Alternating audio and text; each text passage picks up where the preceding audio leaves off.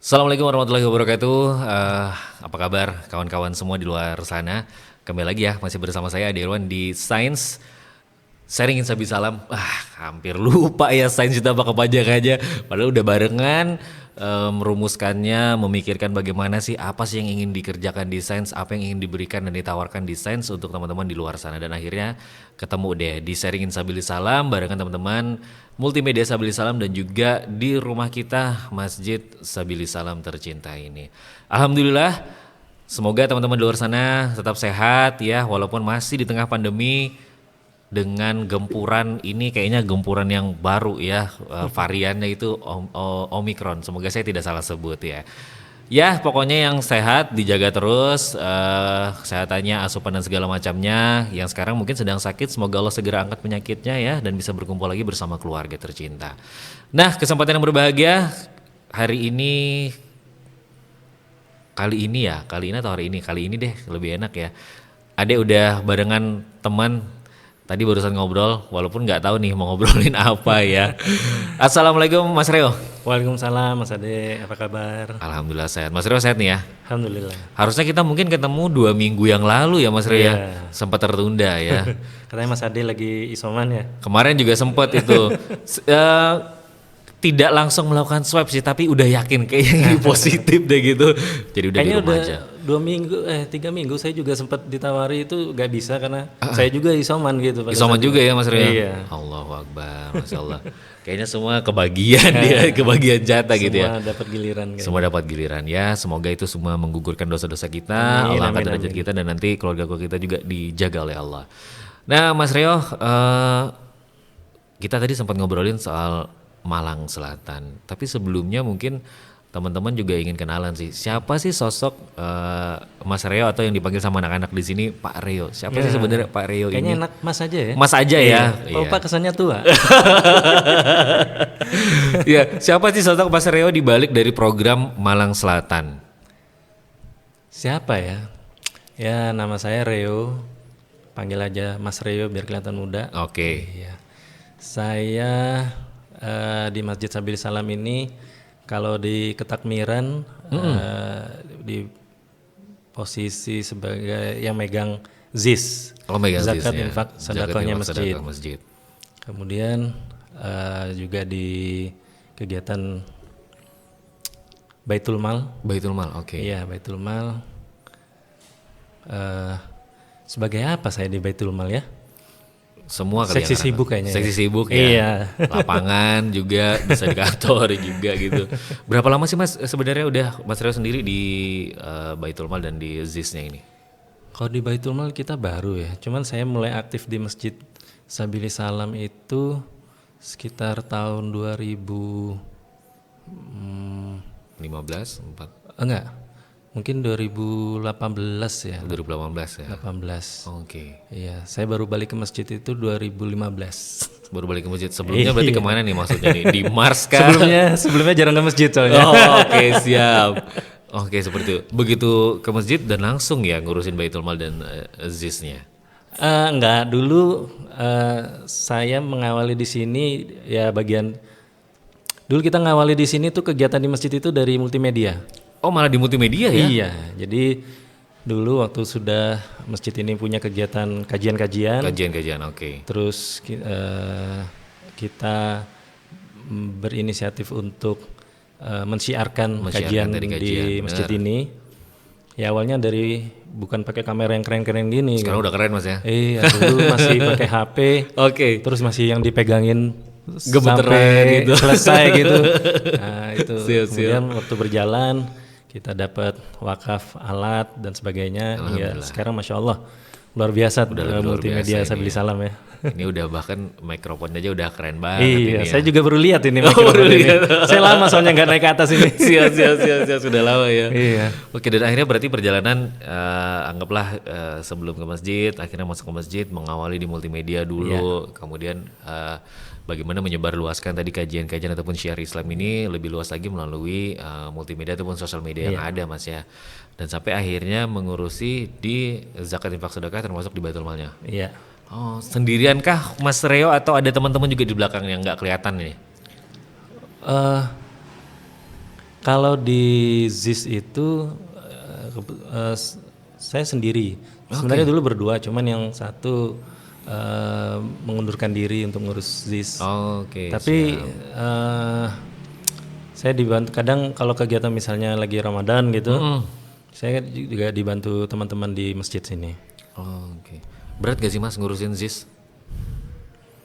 Sebenarnya berat itu amanahnya ya. Amanahnya ya? Iya.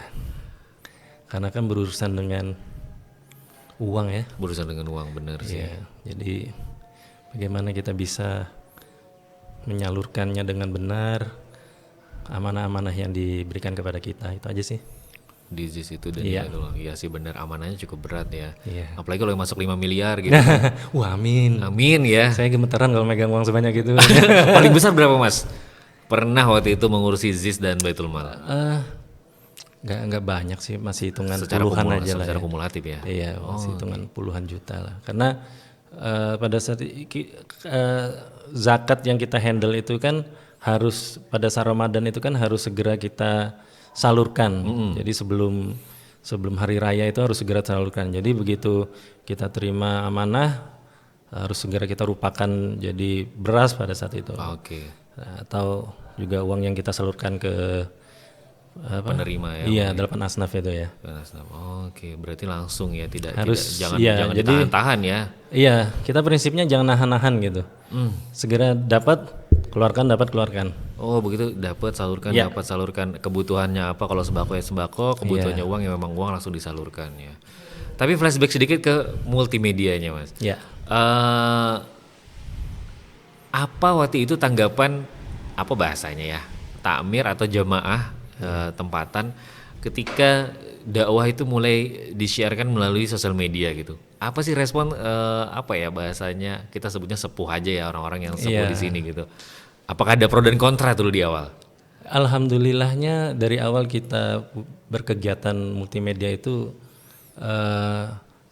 kita itu dikasih kebebasan sih sebenarnya. Oke. Sama takmir pada saat itu takmir, gitu ya. Yang penting kita tidak, saya ngomongnya gimana ya?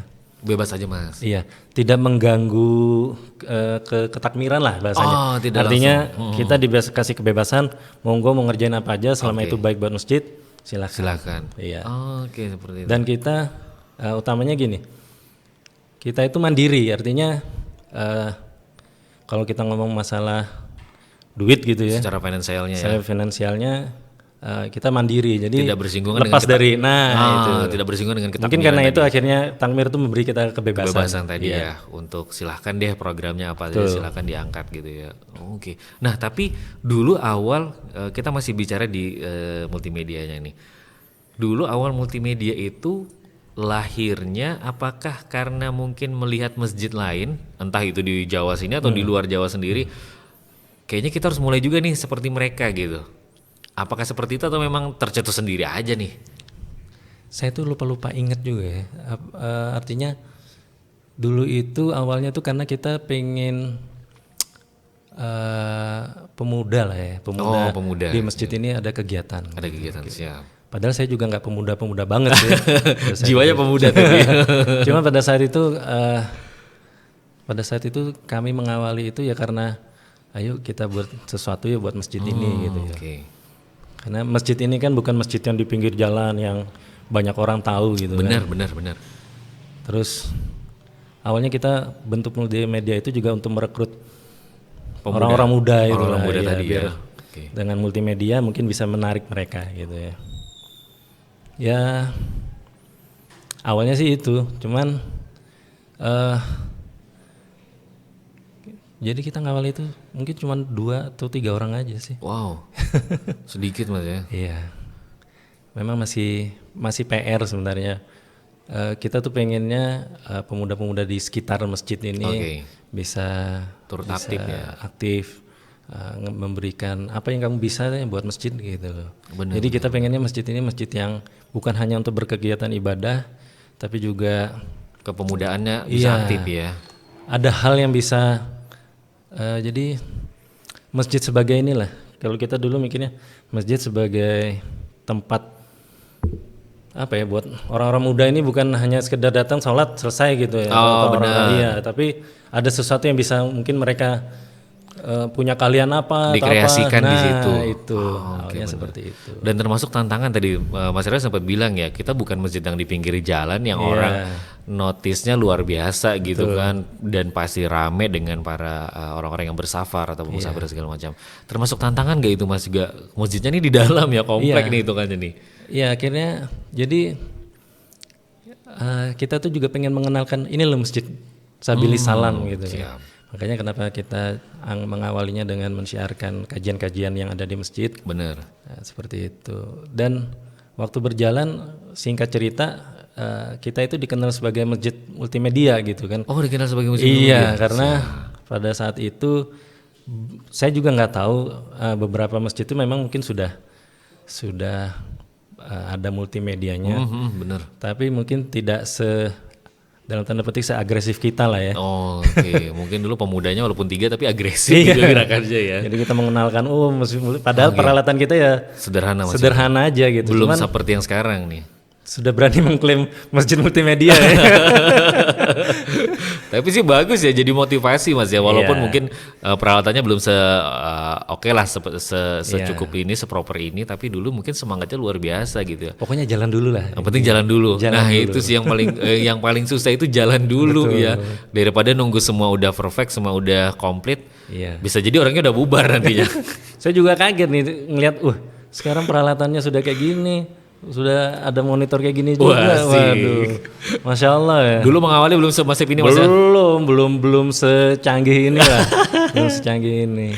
Tapi ya luar biasa. Luar biasa ya. Iya. Nah, sekarang kita kembali ke tema yang ingin kita obrolin Mas, kita sharing-sharing sedikit nih.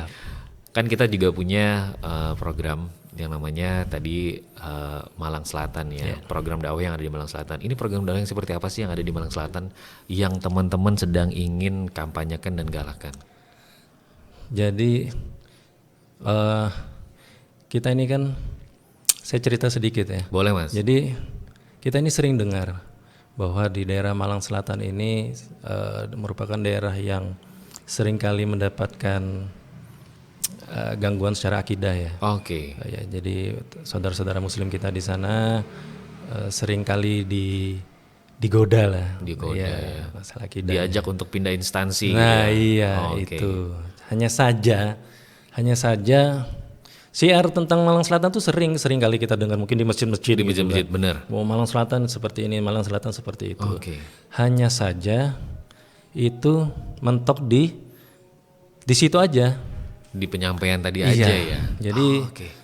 kalau yang saya lihat itu, jadi hanya mentok di situ aja. Kalaupun ada kegiatan itu, kalau dulu saya bilang itu cuman hit and run, artinya datang ngasih bantuan bla bla bla selesai balik Lagi. Ya, tapi tidak ada istilahnya yang dalam tanda petik menjaga saudara-saudara kita yang di sana gitu kan. Sebenarnya di sana itu masjid banyak, mushola juga banyak. Siap. Hanya saja tidak dimakmurkan. Oke. Tidak dimakmurkan. Jadi masalah klasiknya ya karena mungkin tidak ada imamnya, yang azan nggak ada, yang ngajarin ngaji juga Nggak ada gitu kan. Akhirnya pada saat itu ada seorang teman datang ke kami, sharing tentang itu, kemudian kita sambut, ayo kita coba buat program di sana. Program itu, dan pada saat itu kita diskusi, buatlah program yang jangan hanya hit and run gitu. Jangan hanya datang bagi-bagi, Iya. habis itu udah pergi, Sudah nggak tahu selesai kemana gitu. lagi gitu, selesai. Apa yang dibutuhkan? Akhirnya tercetuslah untuk mengirim ustadz ke sana. Mengirim ustadz dai-dai Iya. ke sana ya. Mengirim ustadz ke sana. Bayangan kita pada saat itu kita ngirim ustadz itu bukan hanya sekedar ngirim gitu, tapi ustadz ini juga kehidupannya juga harus kita jaga ya, dicukupi. Jadi biar dia bisa fokus untuk ngajar di sana, ya semua kegiatan ibadah lah. Semua yang kegiatan ibadah keislaman di sana Iya, pokoknya di bergerak. situ. Oh, oke. Ya alhamdulillah udah berjalan. Berapa Ini tahun nih Mas? Sudah 1 tahun ini ya. Udah 1 tahun ya. 1 tahun Masya ini. Allah. Seperti itu. Dan respon masyarakat pertama kali datang tuh gimana Mas? Pas tidak hanya teman-teman tapi juga membawa Ustadz tadi itu. Iya, memang di sana itu kita dapat sambutan yang luar biasa gitu ya. Jadi kita pada saat itu kita mengawalinya dari suatu musola namanya An-Nur. Musola Nur. Iya, itu pada saat kita datang itu kegiatan ibadahnya bisa dibilang hampir nggak ada lah. Hampir nggak ada. Dulu pernah, jadi sebelumnya itu dulu pernah ada program juga ngirimkan Ustadz ke sana, hanya saja tidak bertahan lama. Tidak bertahan lama. Akhirnya kita coba datangkan lagi ke sana, kemudian ya kita mencoba hidupkan lagi lah. Mencoba hidupkan kembali ya. Ya, alhamdulillah sudah ada TPQ di sana. Sudah dilaksanakan sholat Jumat di sana juga. Wah, berarti sebelumnya nggak ada sholat Jumat dong? Nggak ada. Luar biasa, padahal masjid banyak ya. Iya, betul. Sampai seperti itu ya. Dan orang sana ya alhamdulillah mereka menyambut, ya artinya tidak ada kesulitan Ustadz yang kita kirim ke sana atau tidak ada penolakan lah. Artinya mereka menyambut dengan baik ya, berarti welcome banget ya. Betul. Dan pastinya bersyukur banget ya ada Ustadz yang dikirim ke sana itu. Nah, sampai sejauh ini kira-kira ada berapa Mas Ustadz yang ada nih? Sejauh ini sudah 3 Ustadz yang ada di sana. 3 Ustadz ya? Iya. Sebenarnya mimpi kita itu bisa menaruh sebanyak-banyaknya. Sebanyak-banyaknya untuk di Malang Selatan tadi. Betul, karena Malang Selatan itu kan luas. Iya, Malang Selatan itu luas sekali. Jadi dengan geografis wilayahnya yang pegunungan. Iya. Inilah ada beberapa tempat yang sebenarnya ini harus ada ustadz yang di sana. Cuman memang karena keterbatasan kita juga gitu kan. Keterbatasan kita juga untuk saat ini masih 3 dulu lah. Dan memang ada beberapa medan yang untuk sampai ke sana juga tidak mudah Mas ya. Betul. Tidak seperti akses yang ada di kota yang walaupun masih di gang-gang masih bisa masuk ya kalau di sana. Betul. Ya itulah yang kenapa salah satunya gini. Jadi kita ini di kota punya dapat banyak kemudahan, kita mau ke masjid mana aja gak susah kok. Bener. Ya kan? Bener, setuju sih itu. Gitu. Terus masjid-masjidnya juga ramai gitu. Nah, di sana itu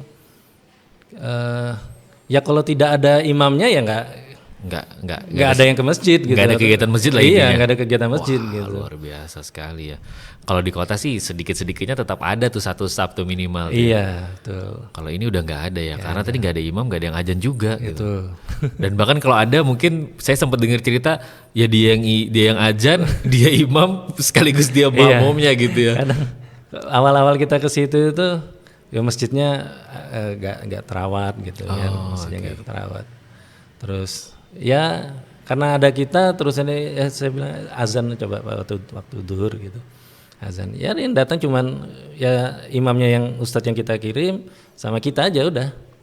Wah, luar biasa ya. Itu awal-awal masih sudah seperti itu ya. Iya. Tapi kayaknya sekarang udah mulai rame ya. Anak-anak TPQ juga udah mulai banyak Mas ya. Alhamdulillah. Nah, kalau sempat mungkin dulu Mas Reo juga sempat ngobrol-ngobrol ke masyarakat. Sebenarnya apa sih yang dibutuhkan masyarakat di Malang Selatan itu? Selain tadi mungkin ya ada dai atau ustadz yang dikirim untuk menghidupkan kegiatan Islam di sana gitu. Iya. Apa sih yang menjadi kebutuhan masyarakat di sana sebenarnya? Sebenarnya sederhana aja sih. Ya mereka itu cuma butuh ya itu tadi sosok. Ya, butuh sosok yang ya guru ngaji lah paling bahasa sederhananya. Sederhananya gitu guru ya. ngaji deh ya. Guru ngaji. Kadang-kala kan juga mereka gini dengan keterbatasan ilmu gitu. Kadang-kala mereka pengen curhat atau bertanya ini seperti apa, ini bagaimana, itu kan selama ini kan tidak sosok itu gak ada. Iya, sosok itu tidak ada. Sosok itu tidak ada. Kalaupun ada juga mungkin gak banyak gitu ya, gak banyak.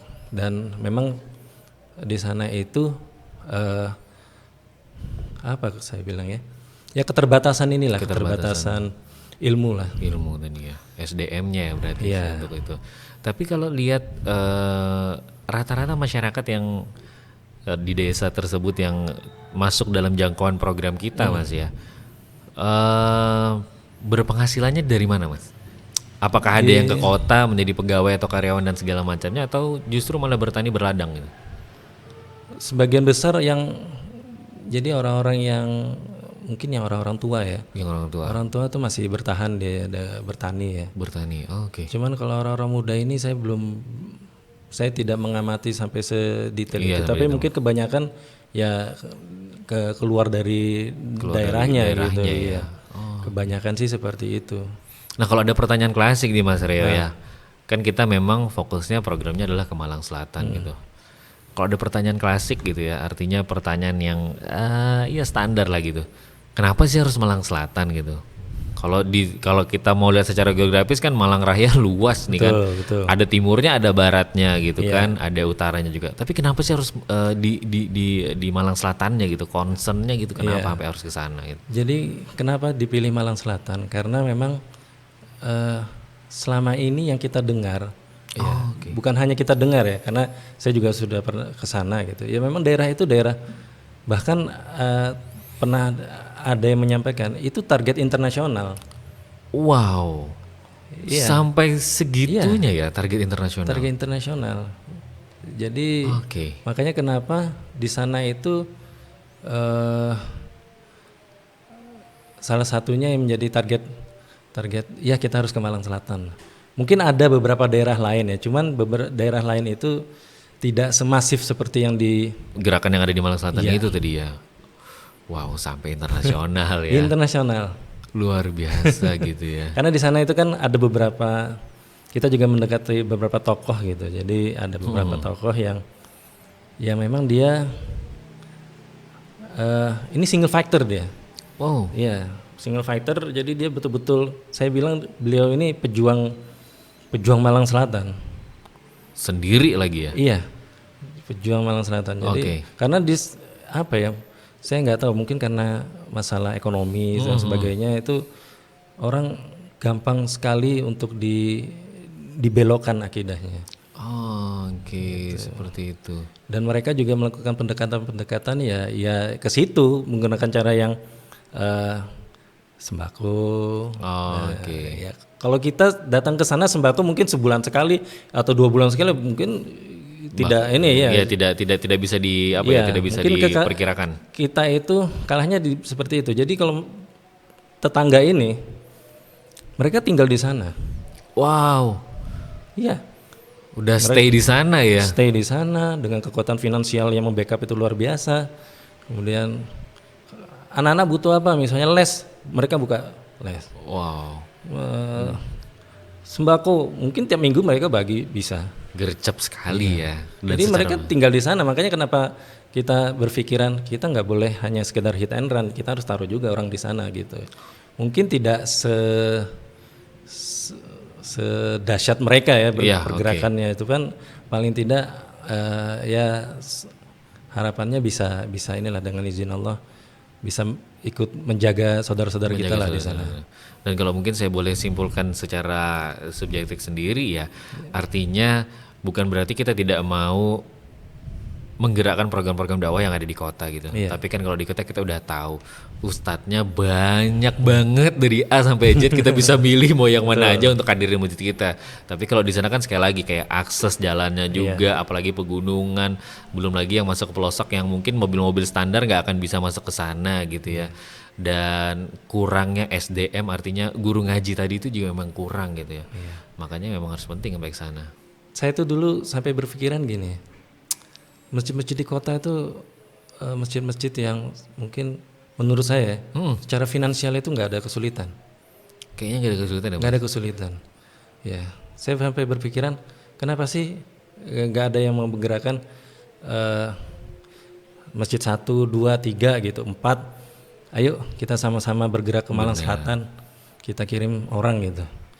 Mungkin satu masjid menyisikan 1 juta aja. Kayaknya udah cukup deh. Sudah cukup.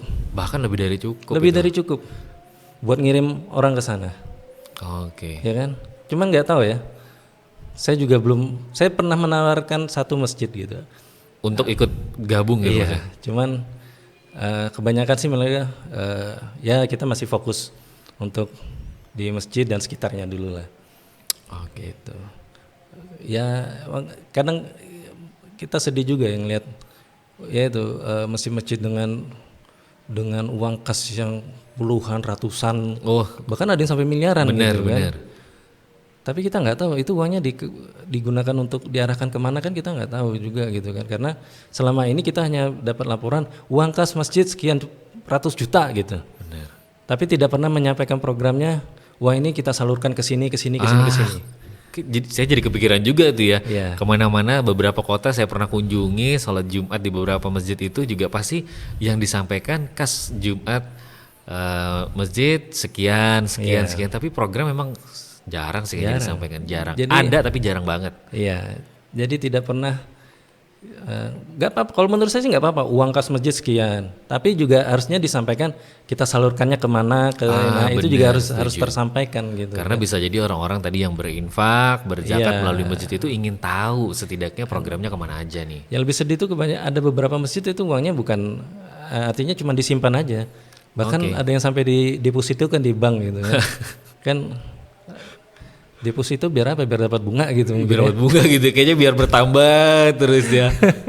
Ya kita nggak tahu sih Mas ya. Tapi ya harapannya pasti ya tadi itu semoga nanti ada banyak saudara-saudara kita masjid-masjid yang lain juga mau ikut gabung ya. Karena bagaimanapun juga ya terlepas itu Malang Selatan atau bukan atau daerah mana saja, yang pasti kita harus apa ya? Ada giroh ketika saudara-saudara muslim kita yang di luar sana mungkin kekurangan dan segala macam. Ya seperti kata Mas Rio kita ambil contoh Kota Malang aja deh, mau masjid yang mana? Yang pakai AC ada, yang pakai kipasnya banyak ada, yang tiap hari bisa makan minum kopi juga ada gitu ya. Jadi kayaknya ya kita harus bisa deh menyisikan. Kayaknya 1 juta tadi udah cukup deh ya buat teman-teman. Mungkin ada di luar sana teman-teman yang menyaksikan nantinya tayangan ini dan tergerak hatinya, tenang aja. Nanti kalau ingin menyalurkan di akhir video pokoknya ntar ada deh mau kemana menyalurkannya, kepada siapa, komunikasinya, mau ikut membantu, pokoknya bisa banget. Nah kembali lagi Mas ke Malang Selatan Mas Reo ya. Artinya teman-teman bergerak sudah, walaupun mungkin secara konsisten tidak bisa terpenuhi dalam artian mungkin seminggu sekali atau 2 minggu, sebulan sekali, tapi setidaknya gerakan itu ada dan masih sampai sekarang gitu ya. Dan bahkan mungkin ada saudara-saudara kita yang lainnya juga ikut bergerak ke sana dengan bantuan-bantuan yang berbeda, tapi intinya tetap sama. Kita untuk apa ya, memberi cahaya deh di Malang Selatan gitu ya. Wah luar biasa sih kalau sampai gerakannya internasional, itu saya juga kaget sih sebenarnya. Walaupun saya pernah mendengar gini, katanya memang itu menjadi target yang sudah lama gitu ya. Iya. Nah tapi kalau ada pertanyaan yang agak sedikit gimana ya bahasanya ya, emang pemerintah itu nggak ngeliat ke sana Mas gitu. Ini berdasarkan Mas Reo yang udah bergerak dengan teman-teman sekian 12 bulan 1 tahun lebih ini ke sana, emang pemerintah itu tidak ada concern ke sana, bergerak ke sana, atau mungkin pernah dengar tapi hit and run juga gitu Mas? Kalau selama ini yang saya tahu sih apa ya? Kayaknya pemerintah nggak sampai menyentuh untuk permasalahan ini, kayaknya nggak nyampe lah ke sana ya. Oke. Nggak nyampe ke sana.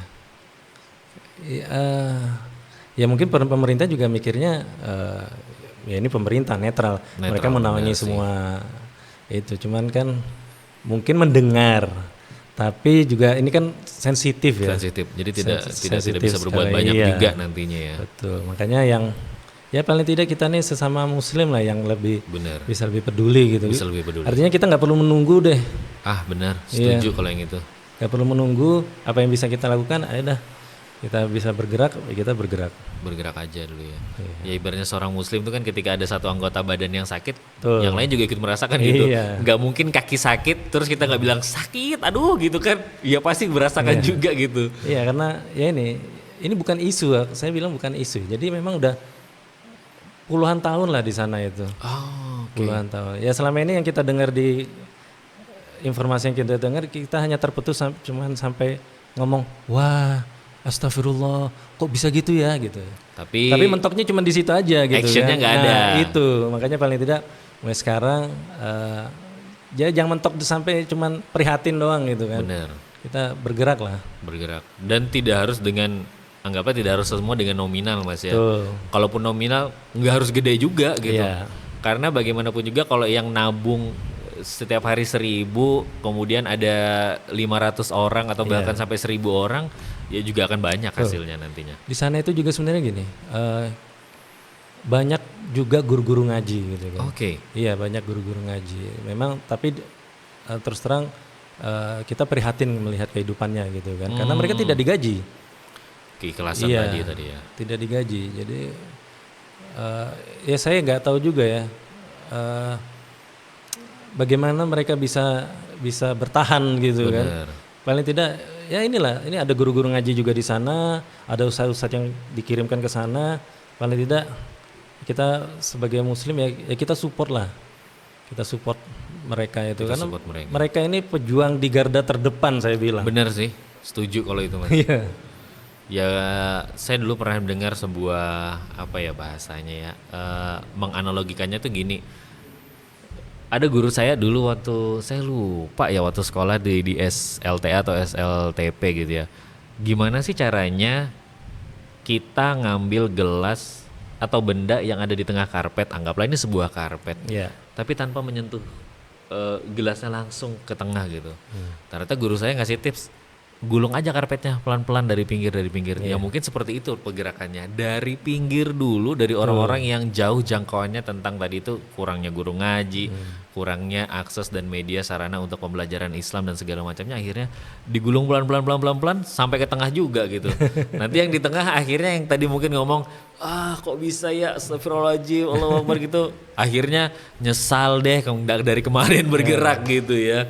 Luar biasa. Nah Mas Rio, mungkin kalau ada yang ingin disampaikan buat rekan-rekan kita di luar sana, saudara-saudara kita di sana terkait Malang Selatan, ajakannya seperti apa sih? Iya, jadi disampaikan. Harapan kami sih pergerakan ini banyak pihak juga yang bisa mensupport gitu. Oke. Karena ya itu, ini bukan isu gitu kan. Ini bukan isu dan ini udah terjadi selama puluhan tahun gitu kan. Oke. Ya alhamdulillah sih sekarang beberapa sudah ada teman-teman juga yang bergerak. Walaupun masih mungkin secara personal gitu ya. Secara personal. Nggak masalah. Yang penting bergerak dulu. Itu aja dulu, bergerak. Ya itu tadi, kita ini sesama muslim gitu. Kalau bukan kita siapa lagi yang mau bener sih. Mau ini saudara-saudara kita yang ada di sana gitu. Bener, setuju. Oke deh kalau gitu teman-teman, mungkin sampai di sini dulu. Tapi kita masih akan ngobrol lagi dengan Mas Rio dengan bahasan yang berbeda. Nah, buat teman-teman di sana yang penasaran dengan Malang Selatan seperti apa, nanti bisa dilihat. Ada di awal, ada di akhir ya. Ini requestan nih, pokoknya buat editor ya pokoknya gitu ya. Ada di awal dan di akhir, bisa ngelihat mungkin gambaran sedikit seperti apa sih keprihatinan kita terhadap saudara-saudara kita yang ada di Malang Selatan, dan apa sih yang ingin kita bawa ke sana, misi dan visi kita ke sana, apa yang bisa kita berikan. Dan seperti kata Mas Rio, pokoknya bergerak aja dulu, tidak harus menunggu jumlahnya luar biasa, tapi intinya bergerak dulu walaupun dari kecil, supaya langkah kita itu terlihat nyata Mas ya. Kalau kita mau lari duluan ya nggak salah, tapi kalau tidak ada yang dibawa juga ya kayaknya sia-sia juga nantinya gitu. Jadi buat teman-teman di luar sana yang saat ini menyaksikan Sains dan mengikuti Sains terus gitu ya, silahkan nanti bisa lihat ada di awal dan di akhir tayangan ini kegiatan kita di Malang Selatan seperti apa. Kalau gitu saya Ade dan Mas Rio, kita pamit dulu, kita nanti ketemu lagi ya. Assalamualaikum warahmatullahi wabarakatuh. Waalaikumsalam warahmatullahi wabarakatuh. نرفع الرايات سوف يعلمون أن نحن المسلمون قادمون